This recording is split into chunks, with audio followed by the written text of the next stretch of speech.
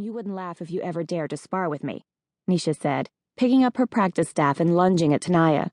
The older girl jumped back. Careful! You know I'm not allowed to do anything that could cause bruising.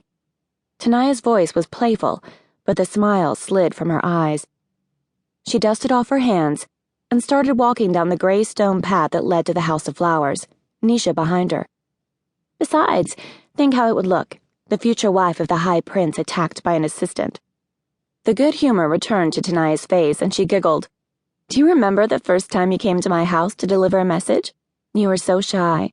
All big, scared eyes and dark, dark hair hiding your face. Nisha grimaced. She'd been so nervous, but also proud to deliver messages to the grand House of Flowers.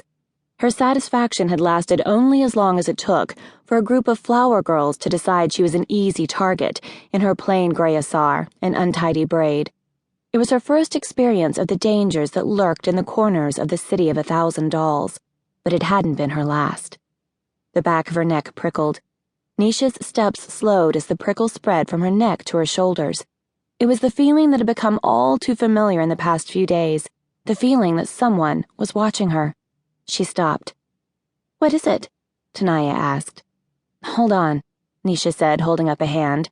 She turned slowly, scanning the buildings around her.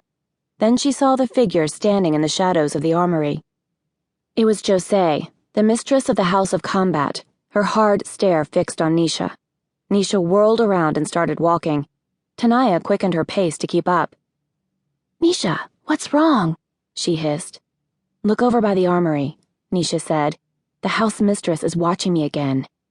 Tanaya looked around and her eyes widened. So she is. I wonder why she seems to be spying on you.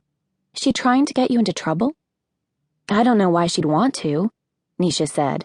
Without looking around, she could imagine the house mistress perfectly. Her rust-brown asar wrapped so it came only to her knees, the short sword at her side.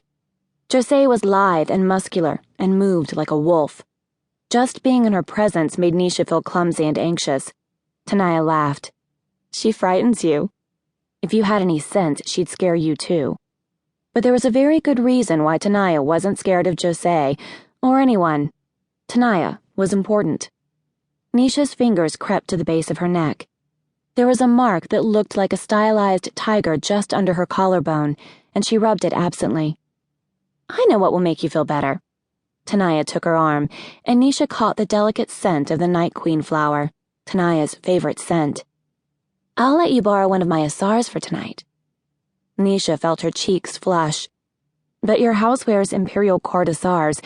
If Matron finds out, she'll be furious. So don't tell her. Come on, you can wear the overrobe to hide it until you're outside the walls. Don't you want to wear something pretty for Devon for a change? Nisha looked down at her dirt-streaked tunic and felt herself waver. I suppose. You can come and change into it now, Tanaya said. I have some time before my next lesson, and I can show you how to wrap it just right. Then you just have to stay out of sight until it's time to meet Devon. Tanaya's voice was rich with confidence, the same confidence that she had shown on the day Nisha first met her. The flower girls had surrounded Nisha like a pack of wolves, teasing her for the plainness of her clothes and the untidiness of her hair. She remembered biting the inside of her cheek, trying desperately not to cry. And then, Tanaya, swooping down like a guardian spirit. Like the other girls in the House of Flowers, Tanaya was training to join the nobility. She wore a vivid yellow court asar patterned with butterflies, and her mere presence seemed to bring light and heat to the courtyard, as if there were a flame burning inside her. Even then, before she'd ever been spoken for, Tanaya could command a crowd. Don't you girls have something better to do than stand here chattering like common starlings? She'd asked, cold disdain in her deep brown eyes. Tanaya had taken Nisha's hand and pulled the astonished little girl away. I'm Tanaya, she'd said, with a smile that flew straight into Nisha's lonely, uncertain heart. But you can call me Tani. Nisha had adored her from that moment on. Even now, 10 years later, she found it hard to refuse her friend anything. Tanaya made people want to please her. She would charm and tease until she got what she wanted, and she never, ever gave up. All right, Nisha said, but not a fine one. I'm going outside the